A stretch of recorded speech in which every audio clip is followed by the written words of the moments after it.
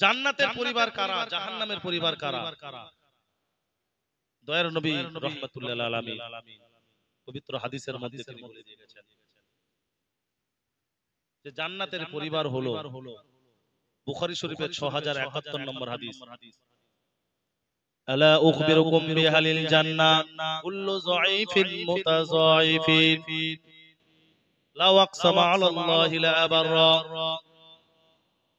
দয়ার নবী মায়ের নবী রাহমাতুল্লিল আলামিন বলেন জান্নাতের পরিবার হলো তারা কুল্লু যায়িফিন, তারা হবে দুর্বল, সমাজের কাছে দুর্বল, অর্থে দুর্বল, যানবাহনে দুর্বল, শক্তিতে দুর্বল, সব কিছুতে দুর্বল, মুতাযায়িফিন গরীব মানুষ, অসহায় মানুষ।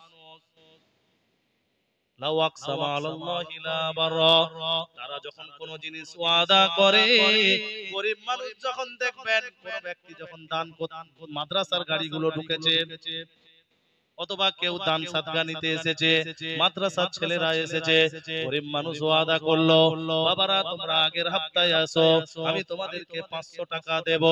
কিন্তু গরীব মানুষ এই যে ওয়াদা করলো আগের সপ্তাহে ওই ছেলেগুলো এসে টাকা চাই, চাচি 500 টাকা ওয়াদা করেছিলে দেন।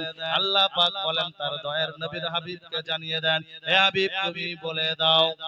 হাবিব বলছেন ওই ব্যক্তি ওয়াদা করে গরীব মানুষ, কিন্তু তার ওয়াদা আল্লাহ তাআলা জিম্মায় নিয়ে পূরণ করে দেয়। লাউ আকসামা আলাল্লাহি লা বাররা, তারা যখন ওয়াদা করে ওয়াদা পূরণ করে দেয় কে? আল্লাহ। এরা হলো জান্নাতের পরিবার। জান্নাতের পরিবার তারা কারা? যারা দুর্বল, অসহায়, গরীব, কমজোর সমাজে, এদেরকে মানুষ মানুষ বলে মনে পাবে না। আছে না? আছে না? একজন গরীব মানুষ রাস্তা দিয়ে চলে, বড় লোক তাকে মানুষ বলে মানুষ বলে মানুষ ভাবে না। শুনে রেখে দেন, দয়ার নবী বলেছেন জান্নাতীরা এরাই, জান্নাতের পরিবার এরাই। দয়ার নবী তারপরে বলেন জাহান্নামের পরিবার কারা, অর্থাৎ জাহান্নামের মধ্যে কারা যাবে? কুল্লু তুল্লিন জাওয়াজিন মুস্তাকবিরিন, জাহান্নামের পরিবার হলো তারা প্রত্যেক কর্কশ ভাষী, প্রত্যেক কর্কশ ভাষী এবং অহংকারী ব্যক্তি। কর্কশ ভাষী বলা হয়। আমাদের সমাজে এমন কিছু মানুষ আছে দেখবেন যাদের কথাবার্তা শুনতে মোটেও আমাদের ভালো লাগে না। আছে না? আছে না? কথা শুনলে মনে হয় 10 হাত দূরে চলে যায়। কেন বলেন তো? কথার মধ্যে মাধুরতা নেই, কথার মধ্যে একটা মিঠাস স্থান নাই, কথার মধ্যে একটা ভালোবাসা, একটা কথার মধ্যে একটা যে একে অপরের সঙ্গে যে কথা বলছে, যে হৃদয়ের মধ্যে একটা টাচ হবে, একটা আন্তরিকতা বাড়বে, ভালোবাসা বাড়বে, এমন কোনো কথা নেই। তার কথা শুনলেই মনে হবে যেন ওর মুখটাই কেন দেখি। আমাদের সমাজে এমন মানুষ আছে না? আছে না? আরে আছে না? আছে না? আছে না? প্রত্যেক কর্কশ ভাষী আর অহংকার ব্যক্তি, এরা হলো জাহান্নামের কি পরিবার। তাহলে শুনে রেখে দেন ভাইরা আমার, গরীব অসহায় মানুষ এরা বড় লোকের চেয়ে 500 বছর আগে বেশি জান্নাতে যাবে। সরে বলেন সুবহানাল্লাহ। 500 বছর আগে এরা জান্নাতে যাবে। কেন? বড় লোককে আল্লাহ তাবারক তাআলা যা মাল সম্পদ ধন দৌলত দিয়েছে, হিসাব করতে করতে নিতে নিতে গরিবের হিসাব তাড়াতাড়ি শেষ, জান্নাতে। তা উদাহরণ দিলে আপনারা বুঝতে পারবেন। একটা মাদ্রাসায় একজন শিক্ষক তার 3টে ছেলেকে, মাদ্রাসার 3টে ছেলেকে, একজনকে দিল 10 টাকা, একজনকে দিল 20 টাকা, আর একজনকে দিল 1 টাকা। তো যাকে 20 টাকা দিয়েছে সে খুব খুশি হয়েছে, আর যাকে 10 টাকা দিয়েছে সে একটু কম খুশি হয়েছে, আর যাকে 1 টাকা দিয়েছে সে কি হয়েছে? খুশি হয়েছে, নারাজ হয়েছে। বলে হুজুর মনে হয় ওকে 20 টাকা দিয়েছে কি ওকে বেশি ভালোবাসে, আর আমাকে 10 টাকা দিয়েছে ওর থেকে একটু কম ভালোবাসে, আর যাকে 1 টাকা দিয়েছে হুজুর তাকে মনে হয় হুজুর ভালোই বাসে, ভালোই বাসে।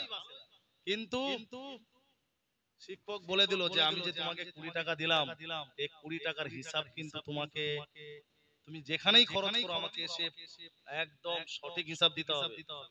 কোথায় খরচ করেছো, কবে, কোন জায়গায়, কোন দোকানে কি খেয়েছো। বলে হুজুর ঠিক আছে, হুজুর ঠিক আছে। কিছুদিন পরে 3 জনকে আবার ডাকলো, বলে তোকে যে আমি 20 টাকা দিয়েছিলাম এ মাল গুলিয়ে ফেলেছে, গুলিয়ে ফেলেছে, 20 টাকার হিসাব দিতে পারছে না। এক হপ্তাহ পর বাচ্চা শিশু ছেলে তো গুলিয়ে ফেলেছে, হিসাব দিতে পারছে না, জোরে যাচ্ছে, তোতলে যাচ্ছে কথা বলতে গিয়ে, কোনো মতে হিসাব আর বোঝাতে পারছে না। আর যাকে 10 টাকা দিয়েছে এই আটকে আটকে একটু হিসাব দিয়েছে, আর যাকে 1 টাকা দিয়েছে, হুজুর আপনি 1 টাকা দিয়েছিলেন, 1 টাকার আমি চকলেট কিনে খেয়ে নিয়েছি, কি তাহলে হুজুর বুঝাতে গিয়ে বলেন কিয়ামতের ময়দানে হিসাবটা ঠিক এমনই হবে। যারা বড় লোক, যারা পয়সাওয়ালা, যাদেরকে আল্লাহ তাবারক তাআলা অর্থ বেশি দিয়েছিল, এদের হিসাব হবে জটিল, এদের হিসাব হবে অনেক লম্বা। যাদেরকে দুনিয়াতে আল্লাহ তাবারক তাআলা টাকা পয়সা কম দিয়েছে, এদের খরচাও কম, এদের মানিও কম, সবকিছু কম, এরা তাড়াতাড়ি হিসাব দিয়ে আল্লাহর রহমতের জান্নাতে প্রবেশ করবে। জোরে বলেন, আর একটু জোরে বলেন। ভাইরা দুঃখ পাবেন না, কষ্ট পাবেন না, যারা গরিব, যারা অসহায়, তারা মনের মধ্যে ব্যথা নেবেন না। এটা আল্লাহর পক্ষ থেকে গরিবী হওয়ার রহমত, আর বড়লোক হওয়া আল্লাহর পক্ষ থেকে রহমত। আল্লাহ তাবারক তাআলা বলেন যে আমি যাদেরকে দুনিয়াতে দেইনি তাদেরকে আমি আখিরাতে দেব। আবার এমন কিছু মানুষ আছে যাদেরকে আল্লাহ তাবারক তাআলা দুনিয়াতেও দিয়েছেন, আখিরাতেও দিবেন। কিন্তু যারা আমাদের গরিব ভাইরা রয়েছেন, অসহায় মানুষরা রয়েছেন, বড় লোকদের দেখলে আমরা দুঃখ পাই, কষ্ট পাই। এই ধরনের দুঃখ পাওয়া যাবে না, কষ্ট পাওয়া যাবে না। আল্লাহ তাবারক তাআলার নিকট শুকরিয়া আদায় করবেন, আল্লাহ তুমি আমাকে যেমন হালতে যা দিয়েছো, যাই করেছো, সবই কিছুর জন্য আলহামদুলিল্লাহ। আল্লাহ আমি তোমার শুকরিয়া যাপন করি, এর জন্য তোমার লাখো কোটি শুকরিয়া আদায় করি, আলহামদুলিল্লাহ। কোন মানুষকে করবেন না, কোন মানুষের কি আছে এটা কোনো দেখার দরকার নাই। আপনি কিভাবে হালাল পথে সঞ্চয় করবেন, আপনার দুটো হাত আল্লাহ দিয়েছে, দুটো পা দিয়েছে, আপনি আল্লাহর হুকুম আদায় করার পরে আপনি হালাল রিজিক কিভাবে আল্লাহর পবিত্র নাম নিয়ে বের হয়ে যাওয়ার পরে হালাল রিজিক কিভাবে সঞ্চয় করবেন তার চিন্তা ভাবনা করবেন। আল্লাহর কসম, আল্লাহর কসম, আল্লাহর কসম, হালালে আল্লাহ এত বরকত দিয়েছে, এত বরকত দিয়েছে যে আপনি শেষ করতে পারবেন না, আপনি বুঝতেই পারবেন না। 10,000 টাকার সংসারে আল্লাহ তাবারক তাআলা এত সুন্দরভাবে, ভালোভাবে, এত গুছিয়ে গাছিয়ে সবকিছু ভাবে ম্যানেজ করে দিবে, আমি আপনি কেউ কল্পনা করতে পারবো না। কিন্তু যারা 40,000 50,000 কামায়, তারপরেও তাদের সংসারে ধার দেনা, জটিলতা, আপদ বিপদ, ডাক্তার পানি লেগেই নাই। তাহলে এই গরিবী হওয়াটাও আল্লাহর রহমত। দুঃখ পাবেন না। বিশ্বনবী মুহাম্মদ রাসূলুল্লাহ সাল্লাল্লাহু আলাইহি ওয়াসাল্লাম সম্পদশালী ছিলেন, সম্পদশালী ছিলেন না, গরিব মানুষ ছিলেন। তিনি আল্লাহ পাকের কাছে দোয়া করতেন যে আল্লাহ এক বেলা আমাকে পেট ভরে খাওয়াও, অপর বেলা তুমি আমাকে খালি পেটে রাখো। কারণ যখন তুমি পেট ভরে খাওয়াবে আল্লাহ আমি তোমার শুকরিয়া আদায় করব, আর যখন তুমি আমার খালি পেটে রাখবে তখন তোমার কথা আমার স্মরণ হবে, আমি তখন আর দুনিয়াদারির মধ্যে পড়ে যাব না। জোরে বলেন সুবহানাল্লাহ। আমার নবীর চরিত্র, আমার নবীর আদর্শ। তাহলে সুতরাং যারা দুনিয়ার মধ্যে অহংকারের সঙ্গে চলেন এবং দাম্ভিক ভাবে নিয়ে জীবন যাপন করেন, আমি তাদের অনুরোধ করব অহংকার করা বন্ধ করে দেন, বড়ত্ব করা বন্ধ করে দেন। আল্লাহ ফিরাউনকে ধ্বংস করেছে, আপনাকেও ধ্বংস করে দিবে, দুনিয়ারও বরবাদ করে দিবে, আখিরাতও বরবাদ করে দিবে। আর